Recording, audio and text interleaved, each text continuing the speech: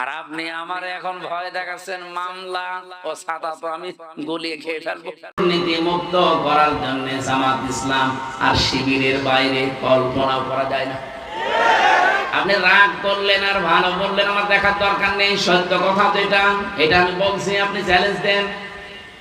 200-র উপরে উপজেলা চেয়ারম্যান ছিল, সবগুলো দুর্নীতি মুক্ত। 252 জনের উপরে উপজেলা চেয়ারম্যান ভাইস চেয়ারম্যান ছিল, সবগুলো দুর্নীতি মুক্ত। 1000-এর উপরে প্রায় ইউনিয়ন চেয়ারম্যান ছিল, সবগুলো দুর্নীতি মুক্ত। 1500-র উপরে প্রায় মেম্বার ছিল, একটাও দুর্নীতিগ্রস্ত না। আমি যে তালিকা বললাম বানিয়ে বলি না, এই সবগুলো দেখে দেখে বললাম। বাইরে যত দল আছে আপনি বলেন, তারা তো এই 54 বছরে পালাক্রমে গেছে।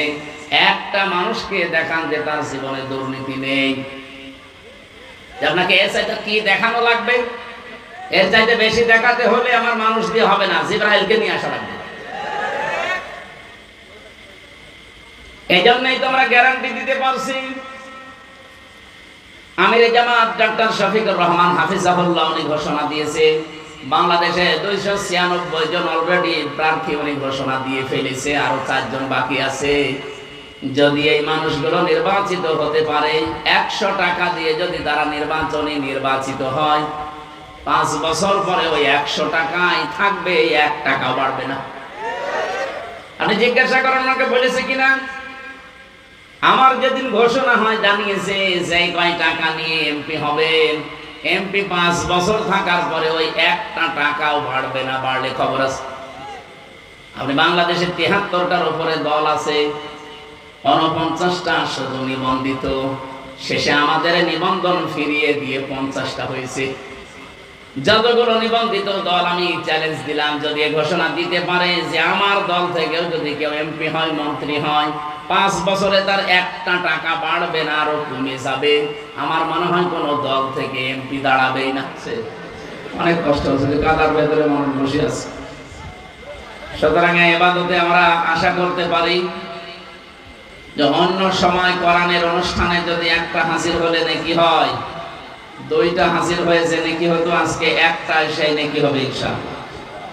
আপনারা যে কষ্ট স্বীকার করলেন, যে সময় দিলে, অর্থ দিয়েছেন যারা, কিয়ামতের ময়দানে 3টা জায়গায় টাকা খরচ করলে সে টাকার হিসাব দেওয়া লাগবে না। তার ভেতরে কোরআনের একটা। কেউ যদি কোরআন প্রচারে, কোরআন শিক্ষায়, কোরআন কায়েমে, এই সমস্ত জায়গায় তার নিজের অর্থ সম্পদ আর সময় খরচ করে, কিয়ামতে আল্লাহ জবাব যখন শুরু করবেন এগুলো বাইরে রাখবেন। এজন্য আমরা সব সময় কোরআন কেন্দ্রিক যেন জীবন চালান, আমাদের কিয়ামতের ময়দানে যেন আল্লাহর কাছে জবাব দেওয়াই না লাগে। বলেন আমিন। আমরা সূরা বালাদের যে প্রথম 2টা আয়াত পড়লাম, কি বুঝলাম এখান থেকে? 1500 বছর আগে বিশ্বনবী মুহাম্মদ রাসূলুল্লাহকে তারা অবৈধ ঘোষণা দিয়েছিল মক্কার জন্য। তারা সুর তুলেছিল যে উনি আমাদের দেবতাদের বিরুদ্ধে কথা বলে। আমার মনে হয় 1500 বছর পর এই বাংলাদেশে এখন অনেকের ভেতরে সে আবু জেহেল, আবু লাহাবের প্রেতাত্মারা ভর করেছে। আপনি দেখেন এদের মুখে 24-এর কোনো আলোচনা পাবেন না। এদের মুখে আলোচনা আসলেই হয় 71, নয় 47, নয় 52। আমরা ওগুলোর বিরুদ্ধে না, ওগুলো ন্যায়সঙ্গত মতে আমরাও মানি, কিন্তু আপনাকে 24 মানা লাগবে তো আগে, কারণ এটা রিসেন্টলি। আমি 71 দেখি নাই, আমি 52 দেখি নাই, আমি 47ও দেখি নাই, কিন্তু আমি 24 দেখেছি। কথা বলেন না কেন? আগামীতে দেশ যদি চলে 24-এর চেতনায় চলবে। কথা তুললে আপনাকে কেন পুরাতন কথা বলা লাগবে? নবীজিকে ওই সময় যে সমস্ত তকমা দিত, ত্যাগ দিত, এদেশে এখন নবীর পথে সত্যিকার অর্থে যারা চলতে চায় তাদেরকেও এরকম বিভিন্ন ত্যাগ দেওয়া হচ্ছে। আবহমান কাল থেকে বাংলার এই বুকে তাফসীর মাহফিল, ওয়াজ মাহফিল, মিলাদ মাহফিল, বিভিন্ন জায়গায় কোরআনের সঠিক কথাগুলো না বলতে বলতে আমাদের অভ্যাস হয়ে গেছে যে কোরআন শরীফ আর রাজ্য রাজনীতি মনে হয় আলাদা। عن معاذ بن جبل رضي الله تعالى عنه قال قال النبي صلى الله عليه وسلم خذوا الطعام ما دام طعاما فإذا صار رشوة في الدين আলাস্তুম বিতারিকিহি ইয়ামনাকুমুল ফাকরা ওয়াল হাজা আলা ইন্নাল কিতাবা ওয়াস সুলতানা লা ইফতারিকান ফালা তুফারিকুল কিতাব। এই এখানে কেউ জান মিটিয়ে দেন না, একটু তাড়াতাড়ি করবে। শয়তান তো আর বসে নেই, শয়তান তো শয়তানি করার জায়গা পাচ্ছে না। দেন 2 টাকা 2 দিকে সরিয়ে দেন, বাকিগুলো এদিকে চলে আসে। সুবহানাল্লাহ আলহামদুলিল্লাহ লা ইলাহা ইল্লাল্লাহ। এই জিকির করেন তো আগে।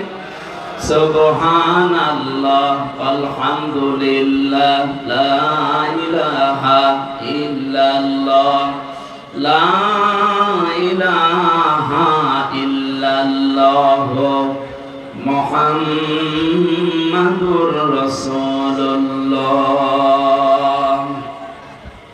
সিরাজগঞ্জবাসী, আপনি যে কোরআনের সাথে মিলান হাদিসের এই যে বাণীটা পড়লাম, হযরতে মুআয ইবনে জাবাল, একজন বিখ্যাত সাহাবী, নবীজি যখন তাকে ইয়েমেনের গভর্নর করে পাঠাচ্ছিলেন, ঘোড়ার রেকাবের ভেতরে অলরেডি তিনি পা দিয়ে ফেলেছেন। এবার রওনা করবেন, নবীজি তাকে বললেন, তোমাকে একটা দেশের দায়িত্ব দিয়ে পাঠালাম, হাদিয়া তোফা তুমি গ্রহণ করতে পারবা ওই পর্যন্ত যতক্ষণ ওটা হাদিয়া থাকে। কিন্তু কোন হাদিয়া তোফা যদি ঘুষের পর্যায়ে পড়ে ওইটা আর নেওয়া যাবে না। কিন্তু আমি আশঙ্কা করছি যুগ জামানা এমন আসবে, অনেকেই বাধ্য হবে, তার প্রয়োজন, তার বাস্তবতা তাকে এই হাদিয়ার নামে ঘুষ খেতে। বলেন তো 1500 বছর আগের কথা এখনো বাংলাদেশে মনে হয় নবীজি এইমাত্র বলে গেল। ওই সময় তিনি জানিয়েছিলেন, আলা ইন্নাল কিতাবা ওয়াস সুলতানা লা ইফতারিকান, সাবধান থাকবা, ভালো করে শুনবা, অতি শীঘ্র এমন একটা যুগ জামানা এসে যাবে যে জামানার মানুষেরা বলবে রাজ্য রাজনীতি আর কোরআন শরীফ আলাদা। বলেন কতদিন আগের কথা এটা, এখন বাস্তবে 100 ভাগ ফলে যাচ্ছে। উনি বলেছিলেন কিছু মানুষ এমন আসবে দেশে, তারা বলবে কোরআন আর রাজনীতি এটা আলাদা। সাফ কথা বলছি, যারা বলেন কোরআনের সাথে রাজনীতির কোনো সম্পর্ক নেই, আপনি যদি কোরআন বিশ্বাসও করে থাকেন আপনি মুনাফিক।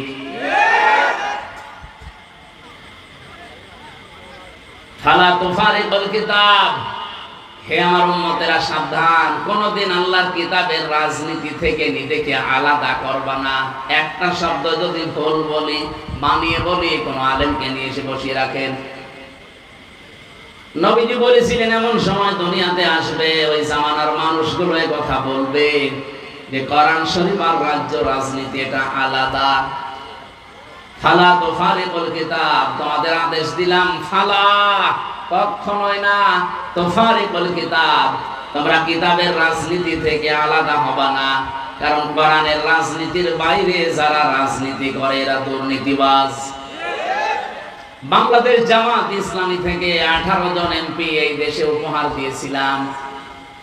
এই পৃথিবী প্রমাণ করে দিয়েছে 18 জনের জীবনে 1 টাকা দুর্নীতি পাওয়া যায়নি। কথা বলে না কেন? 2 জন মন্ত্রী ছিল, অনবীক্ষণ যন্ত্র দিয়েও খুঁজে চায় না, দুর্নীতি পায়নি।